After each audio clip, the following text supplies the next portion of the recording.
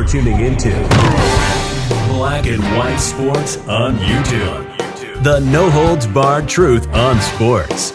The main event starts now. I'm back. Rodriguez for Black and White Sports. The other day, I made a video where former Indianapolis Colts Super Bowl winning coach Tony Dungy got up in Florida and made a speech standing alongside Ron DeSantis, the governor of Florida, a guy I like a lot, the governor of Florida, in passing a fatherhood bill worth $70 million. Tony Dungy gave a speech where he preached about the importance of keeping fathers at home and also things like helping them be better fathers, stay employed, etc., etc.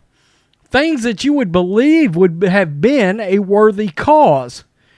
But to the woke sports media, they couldn't see past the fact that he was standing on stage with Ron DeSantis. Get over yourself. Well, the outrage was real. Jamel Hill came after Tony Dungy. Dumbass Deadspin came after Tony Dungy. Keith Olbermann went after Tony Dungy.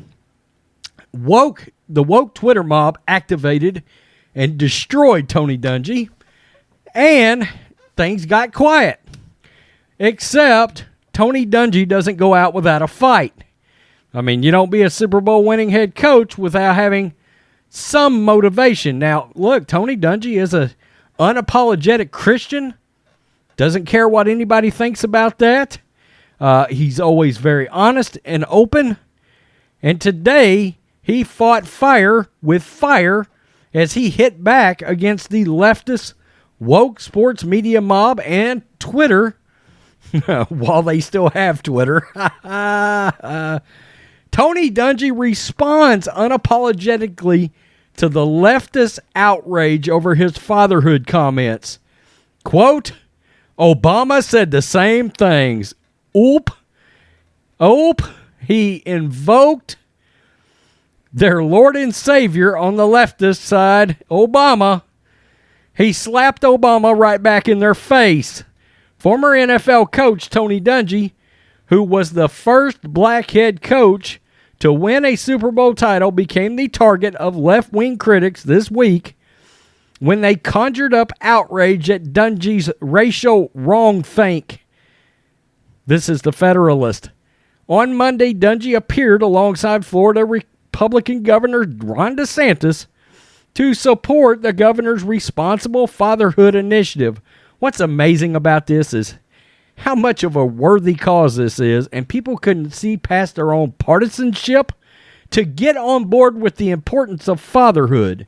Why would they? Because most lefties have become damn near Marxist, and we know how they feel about fathers. No traditional family models, right? Which $70 million in state funds went towards programs for male role models. Dungy's 2-minute remarks focused on his own experience growing up with a strong father figure in contrast to others who did not. Quote, I had a dad who was around me all the time and supported me, and I thought everyone was like that. I got my job at the National Football League, started interviewing players, and I began to understand not everyone had the same blessing that I had, Dungy said in the governor's press conference. It really got driven home to me my first year in Tampa when I got the job. Legendary man here by the name of Abe Brown. Many of you know Abe Brown. He had a prison ministry. He wanted me to go with him. I went on the first trip expecting to see grizzled, hard, tough, older guys. And what I met were 19, 20, and 21-year-old kids who looked like my boys. And I remember driving home from that trip asking Reverend Brown, how do those young boys get here? He told me it's not socioeconomic, it's not racial, it's not education, it's none of that. 95% of these boys did not grow up with their dad. And that hit me. Leftists who demand ideological compliance along racial lines weren't enthused about Dungy's appearance. Tony Dungy is constantly used as a prop by bigots, headlined Deadspin. On Wednesday, while Keith Olbermann labeled Dungy a fascist political prop, And of course, this guy, Tony Dungy, is right on brand.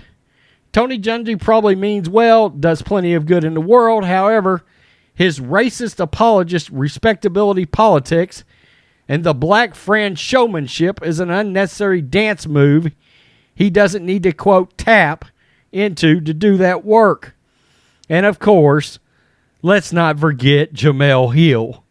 Fathers are extremely important, but yeah, that ain't how this works. If a father is in the home and can't find a job, then what? If a father is in the home and is abusive, then what? If a father is a casualty of fake war on drugs, then what? Well, you could say then what about everything in life. But that doesn't mean people shouldn't try to have their fathers at home, and that's what this bill's goal is. Idiot. Dungy's comments triggered liberal pundits not only because they were made next to a Republican governor who has become the top target of the left, but also because facts are out of step with left-wing. You know what? Let's keep it real. Let's just peel back the layers. Dungy's comments were triggered for liberal pundits because he was standing next to Ron DeSantis, a Republican governor, who they know right now, in all likelihood, in elections, they've got no chance of beating. There, I cleaned that up for you. The Federalist. Dungy didn't apologize for his statements, though, and instead pointed out that Democrats beloved President Barack Obama, who shared the same statements 14 years ago. Quote, 2 days ago, I spoke on behalf of a Florida bill that supports dads and families, and it offended some people. Dungy addressed his critics on Twitter. 14 years ago, President Obama said the same thing, almost verbatim. I'm assuming people were outraged at him too. Dungy continued with a screenshot of Obama's comments. We know the statistics that children who grow up without a father are 5 times more likely to live in poverty and commit crime, 9 times more likely to drop out of schools, and 20 times more likely to end up in prison, Obama said. Wow. He fought fire with fire by bringing the Obama right back in their face. In lieu of an apology over the fake outrage, Dungy concluded by affirming his commitment to faith and fatherhood. I am serving the Lord, so I'll keep supporting dads and families.